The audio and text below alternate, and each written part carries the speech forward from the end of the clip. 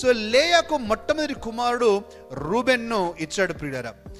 లేయా అనుకుంది నా కుమారుడు పుట్టాడు కదా, కుమారుడు పుడితేనే యాకోబు నన్ను ప్రేమిస్తాడు, మిగతా వాళ్ళందరూ నన్ను ప్రేమిస్తారు అనుకుంది ప్రియులారా. కానీ అది జరగల. కొన్నిసార్లు ప్రియులారా మనం కూడా అనుకుంటూ ఉంటాం కదా, సాధారణంగా మానవ నైజం ప్రకారము నేను సన్నబడితే నా భర్త ప్రేమిస్తాడు, లేకపోతే నేను తెల్లగా ఉంటే నా భార్య ప్రేమిస్తూ ఉంది, లేకపోతే నేను ఈ విధంగా ఉంటే నన్ను యాక్సెప్ట్ చేస్తారు, మరి మా ఇంట్లో యాక్సెప్ట్ చేస్తారు, మా ఫ్రెండ్స్ యాక్సెప్ట్ చేస్తారని.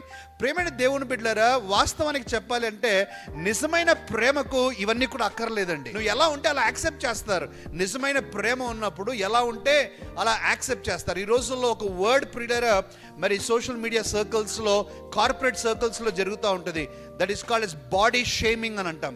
బాడీ షేమింగ్ అంటే ప్రియులారా, నా యొక్క ఆకృతి, శరీర ఆకృతి సరిగ్గా లేకపోతే ఇతరులు నన్ను యాక్సెప్ట్ చేయకపోవటం, లేకపోతే అవమానకరంగా చూడటం, లేకపోతే చిన్న చూపు చేసి చూడటం, బాడీ షేమింగ్ అని అంటూ ఉన్నాం. Body shaming is becoming big thing ప్రియులారా. మనం చాలా చోట్ల ఇది యాక్సెప్ట్ చేయట్లేదు. మనం కూడా గ్రహించాల్సింది, లేయా ఏమనుకుందంటే నాకు కుమారుడు పుడితే నేను ప్రేమించబడతానేమో అనుకుంది. ప్రేమించబడలేదు ప్రియులారా. దేవుడు మరలా దర్శించాడు.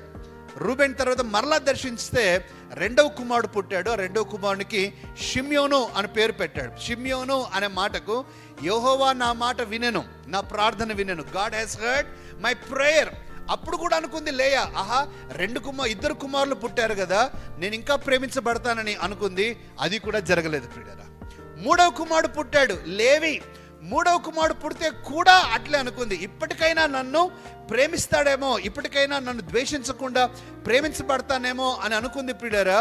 లేయా అప్పటికి కూడా తన పరిస్థితి మారలా. ప్రియ భర్తలారా, భార్యలారా, దయచేసి నా మాట వినండి.